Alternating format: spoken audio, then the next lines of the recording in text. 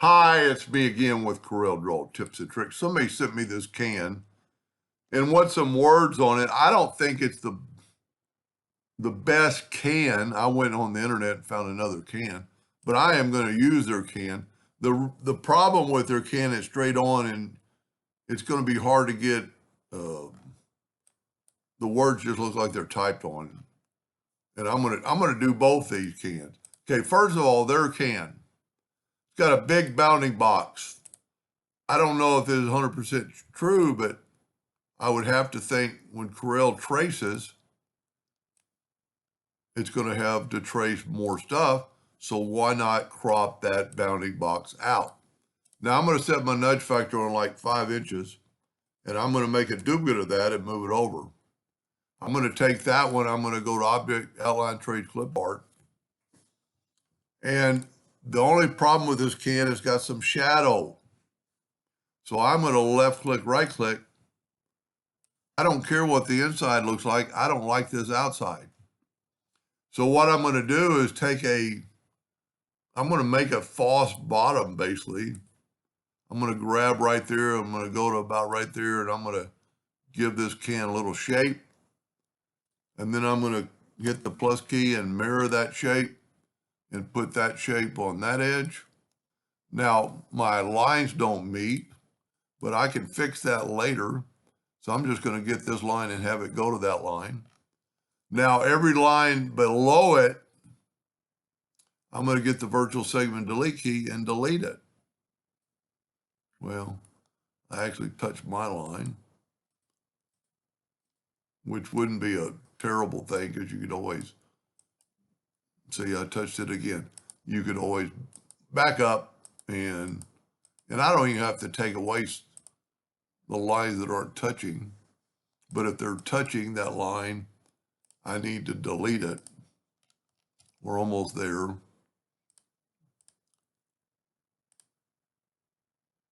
Anyway, I think we're there. I can always get that later. Okay. So now I'm going to take a rectangle. I've done this plenty of times on video. I'm going to get the Smart Fill tool. Let me use a different color. I'm going to fill that in. And okay, I got a little leak up top. I didn't have that before. So I'm just going to take a 2-point line and just, you know what? Kind of got a curve to it. Let's say you use the 3-point curve line from there to there and just kind of give it a little bit of a curve and just, I don't care that place is, wherever the Smart Fill could get in, it's going to get in. We can always fix this later. All right, let's get rid of the one we did. Smart Fill tool, fill that in. And we have a pretty good shape. Now fill that in. Now, even though this is a little bit funky, we could take the smoothing tool, wow, set on like 1/4 of an inch, kind of smooth that can out. We could always do this later. Now, this is our original, and I'm going to nudge it back over, and I'm going to see the shadow that's down there. I'm going to intersect it, and now I have a can without any background, and it's really pretty good. But the thing about it, you're going to just, it doesn't have, it's looking at the can dead on. So it's going to look like this. Let's take this can and see what we can do with it. And I'm not telling them which can to use, but once again, I'm going to take this can and take the crop tool. And even though that stuff there is transparent, Corel has to trace something. And this thing's already almost 5 inches tall. So I'm going to go outline, trace, clip art. And I'm going to say, okay, nudge that over. And see, I think this is the can's even better. And I'm going to smart fill that,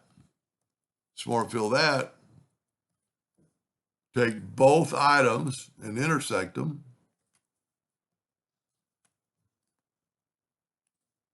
And see, we might, what I said about you could do it later, you could fix this later. Whoa, the picture is still there. You know, we're not, it's amazing. Well, too far. Well, you just have to kind of play with that. Maybe go like this to get some of that non-picture out of there. I think everything else looks okay. But here's the advantage of this can. What we can do now, you know what, that might be the smartest thing to do. Take this can, hold down the shift key, click the rectangle tool. That put a rectangle around it. Move this rectangle to about here, and this, you know, moving the rectangle. I'm going to go up to object and convert it to a curve, and by doing that, I can take my shape tool and select both these nodes, right click to curve, get about in the middle, and kind of mimic that same curve. Take both these. I don't like the way that one is not on the edge. Take both these, right click. Okay, well, I didn't see it. Right click to curve. And if you get about in the middle, it doesn't have to go all the way to the edge. Now that's our envelope shape. Let's nudge it over. I don't want to go all the way to the edge. So I'm going to go to effects and contour. I'm going to contour just 0.2. That looks pretty good. Now, normally you have to break the contour apart, but since we can use the Smart Fill tool, we just made a new shape.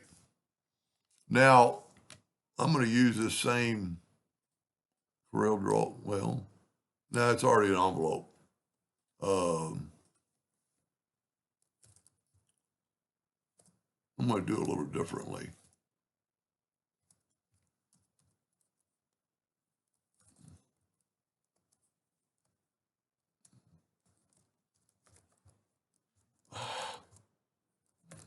I'm sorry, I should have already had this.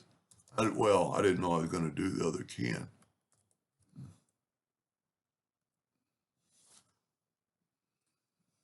Let's just call that good.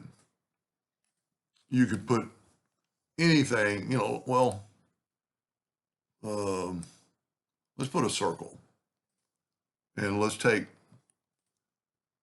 these and make sure it's center justified. And let's take these and hit the letter C to put that in the center. Let's make that thing red.